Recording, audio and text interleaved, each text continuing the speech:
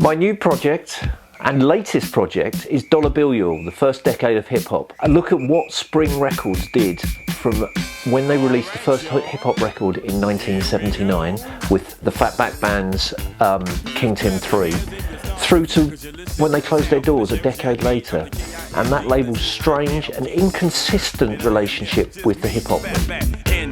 We're doing it all just for you. We're strong as an ox and tall as a tree. We can rock you so viciously. We throw the highs in your eyes, the bass in your face. We're the funk machine. Bill wanted to put the track King Tim 3 out as the next Fatback Band single. Spring didn't want to. They felt it would upset radio DJs, so they slipped it out on the B-side to little notice. Soon afterwards, Joe Robinson at All Platinum released the Sugar Hill Gang's Rapper's Delight, which became a worldwide smash and was generally seen as the first hip-hop record. But it wasn't. However, what this showed was Spring Records' attitude to hip-hop and rap music over the next decade.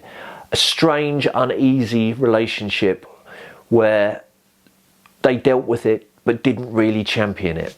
So, how do we put something like this together? The truth of the matter is, all compilations start with an idea and a story we want to tell. And this one was specifically designed to tell the story of how Spring Records adapted to the changing world from the soul and funk that they had known in the 1970s and been successful in.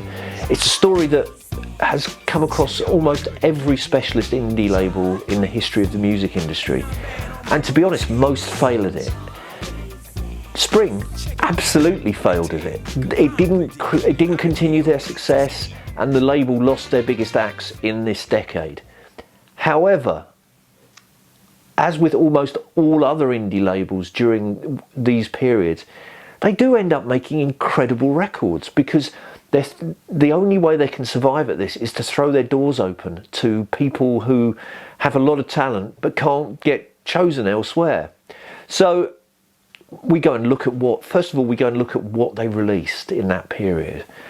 Obviously, with Spring, there's the story of the Fatback Band releasing the first ever hip-hop record.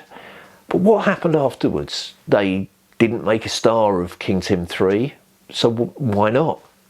We need to answer that. Why did it take him another 3 years to record Jimmy Spicer? How did he end up there?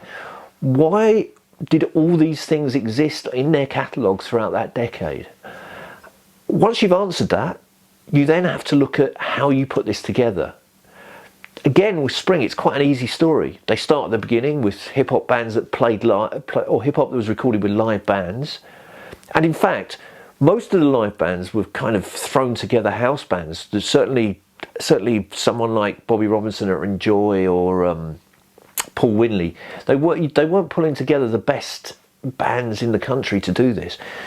Fatback Band were one of the best, most tight funk bands in the country, so you get an incredible performance. But after that, what happens? You can see the beginning of electronic sampling, you can see the use of drum machines on Jimmy Spicer, the Bally Boys, which is an incredibly rare record now, so rare that it's been bootlegged in 2019 on a 12-inch.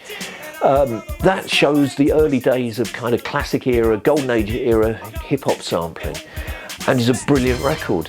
So you've put all this stuff together, you go and find the tapes, you see what tapes are available. Some of the tapes were lost, some of the tapes may have been damaged because they're in the era when the classic Ampex tape was falling apart and would need baked so you could play it through the tape heads. If you can't find the tape, you have to go and find a very clean copy of the record and make a new master from that record. And at that point, you see, what order should this go in?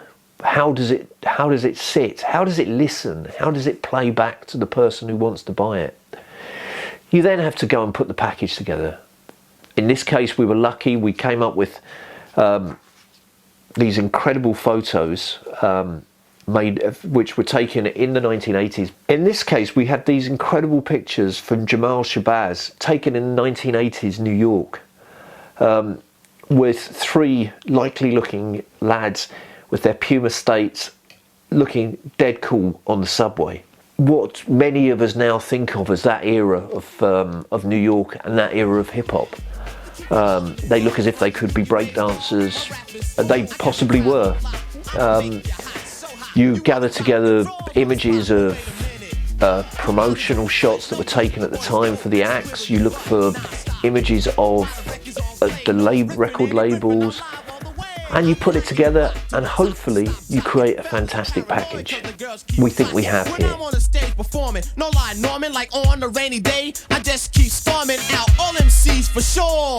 You cannot equal the jazz, but you can go for yours, cause I'm